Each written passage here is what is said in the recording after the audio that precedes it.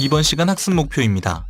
독립평가 패널 품질 검토 체계와 이행 현황에 대해 설명할 수 있고, 평가 품질 환류 의견을 이해함으로써 향후 개발 협력 사업평가 품질 개선에 기여할 수 있습니다.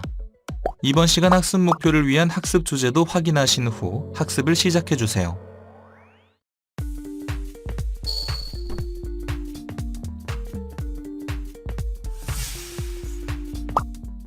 먼저 독립평가 패널 품질 검토 체계에 대해 알아보겠습니다. 독립평가 패널 품질 검토는 어떻게 이루어지는 것일까요? 독립평가 패널 품질 검토는 사업평가 품질 검토 전문성과 평가의 독립성 제고하고 사업평가 결과를 의사결정에 환류하기 위해 일정 수준의 평가 품질 유지가 필요합니다. 이를 위해 평가 완료 후 공공, 학계, 시민사회 등으로 구성된 외부 전문가를 통해 평가 품질 검토를 실시합니다. 평가 품질 검토 절차는 다음과 같이 이루어집니다.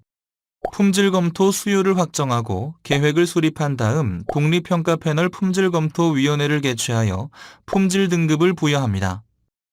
품질 검토가 완료된 모든 평가를 대상으로 품질 등급을 관리하고 우수평가 사례와 주된 보완사항으로 지적되는 부문별 세부 항목의 구체적인 사례를 도출하여 평가자에게 환류하는 것입니다.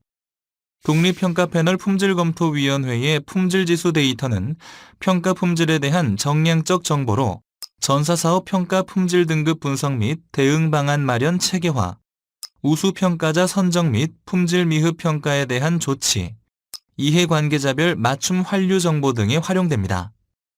품질검토의 최종 점수는 평가 주간부서, 각 패널위원회 종합점수의 평균, 피평가 부서 점수의 합으로 이루어집니다.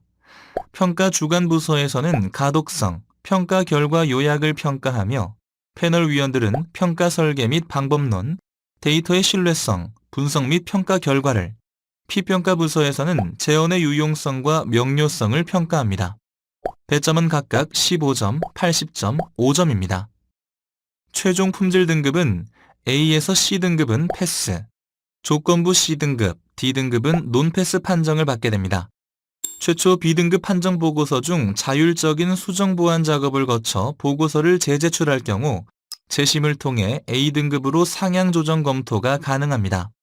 조건부 C등급은 1회에 한해 보완 후 동일 패널위원 재심이 가능하며 평가자가 보완을 거부할 시 D등급을 부여할 수 있습니다. D등급의 경우 무효로 분류하고 재평가를 실시해야 합니다. 평가 품질 등급은 의사결정 정보로 활용하는 평가보고서 품질 제고 및 우수평가 보고서를 기반으로 한 동료학습 유도를 위해 평가자 동의하에 보고서 본문과 함께 대외 공개됩니다. 이때 평가 정보 공개 수용 서약서와 평가 품질 검토 결과 수용 서약서를 작성하게 됩니다.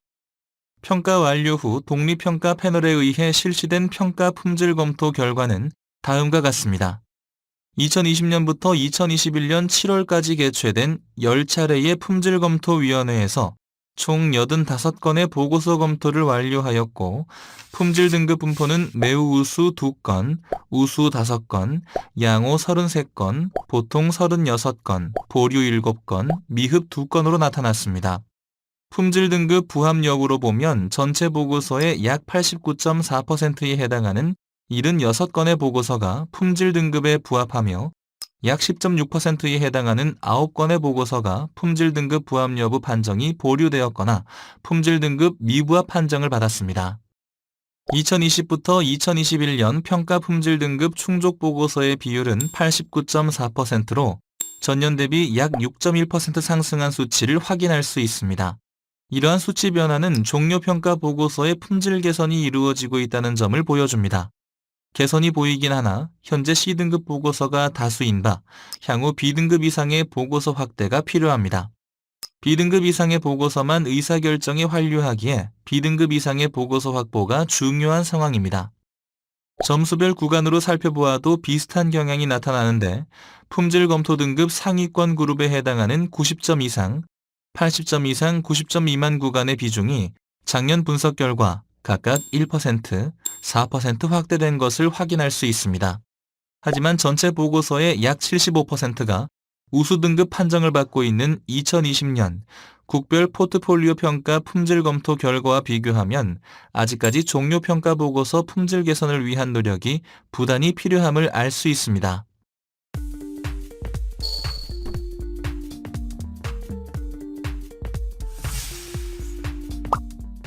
평가자 대상 주요 환류 의견 분석을 알아볼까요? 평가 일반 부문 환류 의견과 분야별 환류 의견으로 나눌 수 있습니다.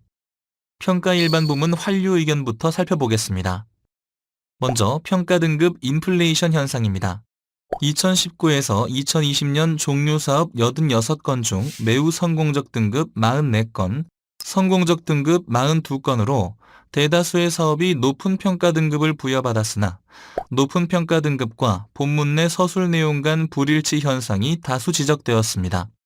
등급표 항목별 점수 배정에 대한 산정 근거가 본문 내 설명되지 않은 경우, 보고서 본문 내 표기한 등급 점수와 등급표상의 점수가 다른 경우, 보고서 내 지적, 개선 사항이 존재함에도 평가 등급을 높게 평정한 경우, 보고서 내 별도 언급되지 않았지만 사업 추진상의 결함이 확인됨에도 높은 등급을 부여한 경우 등이 있습니다.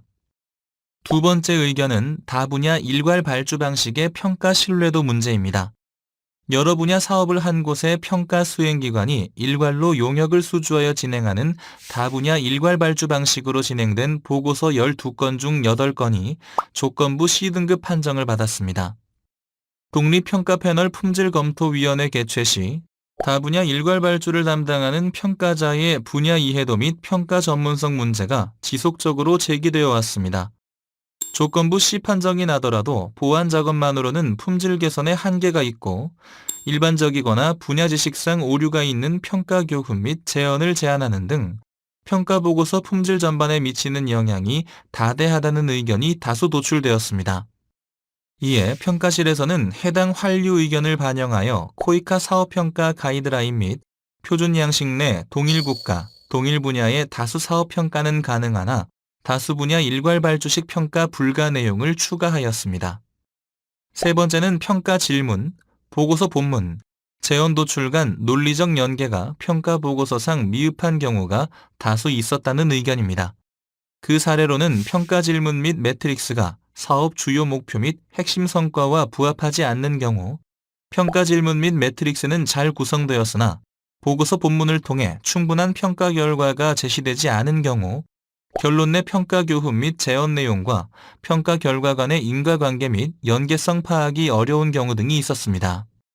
마지막으로 코로나19로 인한 비대면 현지조사의 한계와 이를 극복하기 위한 노력 제시가 미흡하다는 의견이 있었습니다.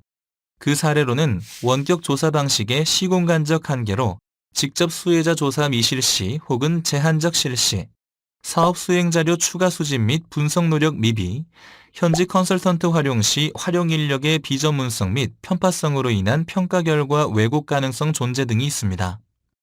다음은 분야별 환류 의견입니다. 분야별 환류 의견은 공공행정, 교육, 교통, 농림수산, 보건으로 구분하여 살펴보겠습니다. 먼저 공공행정 분야입니다. 공공행정 분야의 시스템 개발 및 시설 운영 등의 사업 요소를 포함하는 사업의 지속 가능성 평가 시 현지 정부 및 유관기관의 승인 및 제도화 여부, 사업 종료 후 운영 현황에 대해 정량적 데이터에 기반하여 평가하고 해당 내용 미흡 시 사유와 필요 조치 사항을 함께 제시해야 한다는 의견입니다. 사례로는 사업을 통해 개발된 시스템이 제도화 지연으로 인해 실제로 활용되지 않고 있지만 가정에 기반하여 지속 가능성에 높은 점수를 부여한 경우, 전자정부 역량 강화 사업의 성과를 설문조사 및 문헌조사만으로 평가한 경우, 지원시설이 평가 시점에서 실제로 운영되지 않고 있음에도 사업평가 결과 도출 시 별다른 언급 없이 평가 결론을 도출하고 우수한 등급을 부여한 경우 시스템 운영 미흡으로 인한 사후 조치 필요성은 제시하였으나 구체적인 조치 필요 사항을 언급하지 않은 경우 등이 있습니다. 다음은 교육 분야입니다.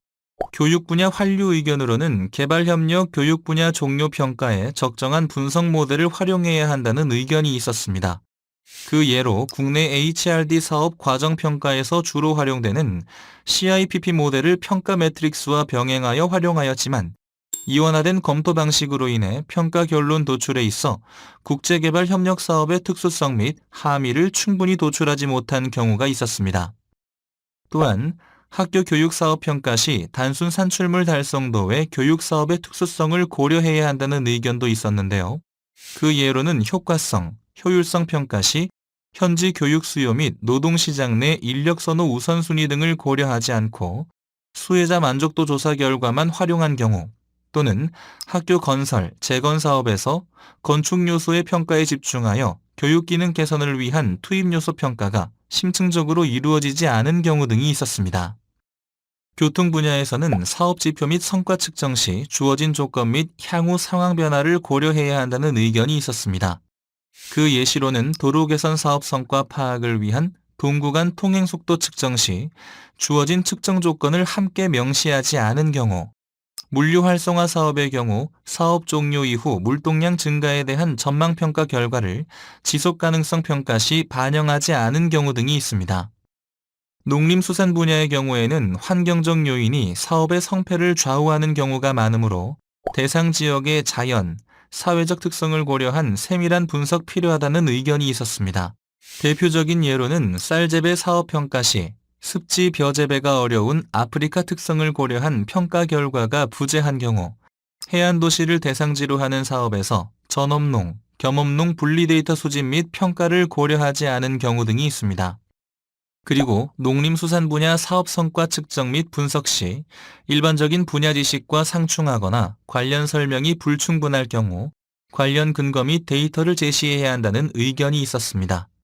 그 예시로는 다수학 우량종 보급 시 재래종을 포함한 종 다양성 문제 및 생산성 하락에 따른 종자 재구매 및 비료, 농약 조달 가능성 등이 지속 가능성 평가에 반영되지 않은 경우, 친환경 농업 사업 평가 시 해당 농법을 적용하여 생산성을 제고하였다고 서술하는 등 분야 일반 지식과 상충하는 내용에 대해 설명하지 않은 경우, 새마을운동 지역개발 사업 평가 시 해당 국가 자체 농촌개발 모델에 대해 분석하고 사업 개입이 어떠한 영향을 미쳤는지 면밀히 분석하지 않은 경우 등이 있습니다. 또한 농촌개발 사업의 경우 농민의 삶의 질 개선을 위한 다각적이고 세분화된 지표를 추적하여 평가할 필요가 있다는 의견이 있었습니다. 그 예로 수혜가정 삶의 질 향상 정도를 평가할 때 단순 가구 소득 지표만 수집한 경우가 있었습니다. 마지막으로 보건 분야입니다. 보건 분야에서는 사업 평가 시 해당 개입으로 인해 지역 내 의료 전달 체계에 어떠한 개선이 이루어지는지에 대한 분석이 필요하다는 의견이 있었습니다. 그 예로 사업 적절성 평가 시 해당 지역 내 존재하는 보건의료시설 간 역할 분담 현황 분석과 이에 기반한 해당 사업 지원의 타당성에 대한 서술이 부족한 경우가 있었습니다. 수치 및 지표 분석 시 1차적인 증감 분석 외에 해당 변화가 일어난 사유 및 맥락 파악을 함께 제시해야 한다는 의견도 있었는데요.